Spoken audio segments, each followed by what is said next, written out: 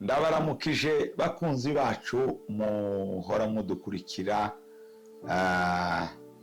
Nashaka yuko dusubira gusangira ijambo ry'Imana usanga mu gitabo c'Abalewi igice ca 6 murongo wa 12 na 13. Gitabo c'Abalewi igice ca 6 murongo wa 12 na 13.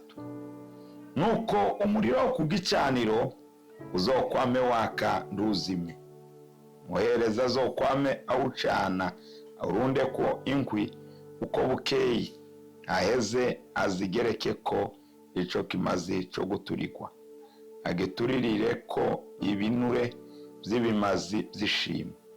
Umuriro uzokwame waka ku gicaniro udahengeshanya, tuzozime. Amen.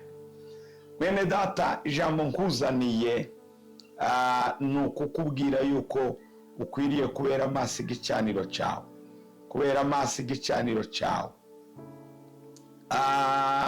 Hano havuze ngo umuriro ku gicaniro ngo uzokwame waka, uzokwame waka. Niwumva ijambo riravuze ngo uzokwame waka, kuvuga ntuhagarika, nta pause, nta stope, urabandanya.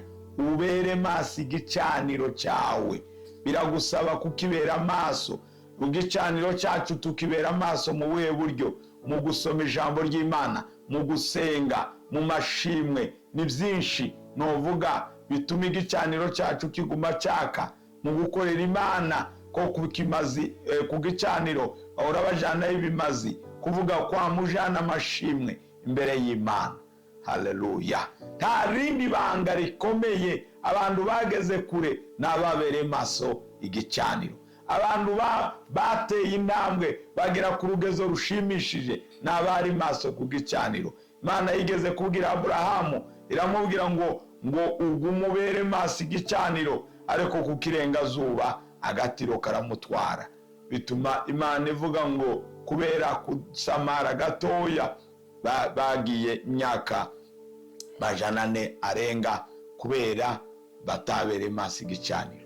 Bene data, imyaka myinshi bitewe no kukirenga zuba agatiro karamufata, aho ikigwa n'agatiro. Rero ndakwifurije kubera maso igicaniro. Bazuka usenge, baho ubuzima bw'amasengesho, zuka wegera Imana, haguruka sana igicaniro cyawe. Igiye kugira ngo umuriro umanuke kuri Karumeli, Eliya yari maso ku gicaniro, yari maso. Mwibuke bariya ngo bamaze gukora byanze, yarababwiye ngo ni munyegere. Kintu cya mbere yakoze ngo yasanye igicaniro cy'Uhoraho cyari cyarasenyutse, yasanye igicaniro. Mwene data, biragusaba gusana igicaniro, biransaba gusana igicaniro mu izina rya Yesu. Nta rindi banga, bera amaso igicaniro. Ibanga riraha ni ukuba maso ugasenga, ngo umuriro uze wame waka ku gicaniro, ntuhengeshanye, ntuzime. Aho uba cyane igicaniro,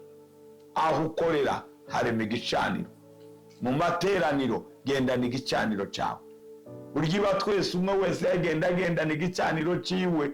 Ni hamwe mu shengero n'ahandi abantu bozamuka ku rugezo rwanitse, ariko ikibazo duhura bamwe ibicaniro byarazimye, dukwi benyegezamo inkwi. Rero n'amasengesho ko dusenga tuba twatwongeramo inkwi, igicaniro kikaguma cyaka. Iyo dusoma ijambo ry'Imana tuba twatwongeza umuriro ku gicaniro. Nta kindi, ibyo biradushoboza, biratubashisha. Iyo turi mu mashimwe wawuramya Imana, uvuga Imana, uba wawenyegeza umuriro ku gicaniro. Bera amaso igicaniro cyawe, kandi umuntu wese afite igicaniro cyiwe. Nyega wowe ufata umwanya ungana iki wo kwegera Imana yawe, umwanya wawe prive, umwanya wawe wiharije nuwuhe?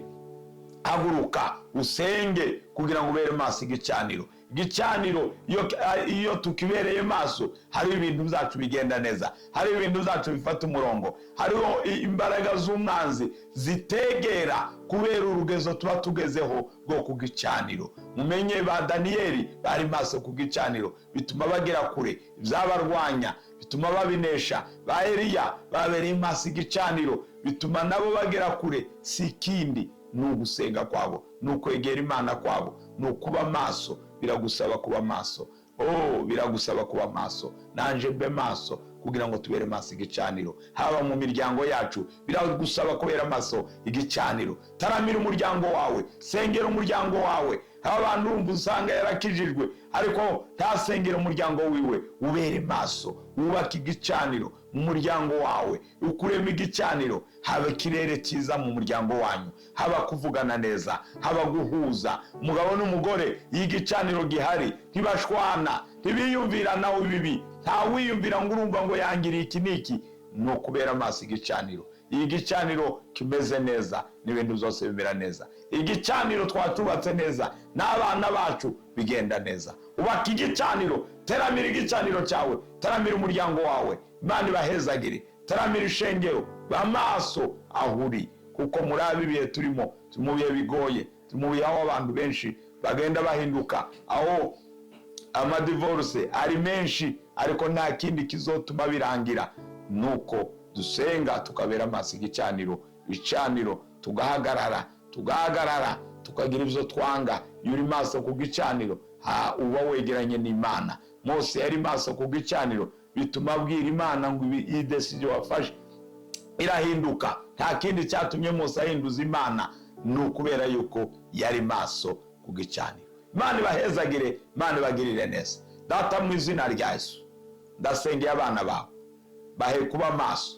bazura ibicaniro byabo, umuriro uzokwame waka udahengeshanya, tuzime mu izina rya Yesu. Haleluya, haleluya. Mana nyiribihe, bikore kugira ngo bazure mwe wese aho ari mwana akanguke kandi abe maso ku gicaniro ciwe. Urakoze kubyumvise, urakoze kubidukoreye. Tusenze twizeye mu izina rya Yesu. Amen.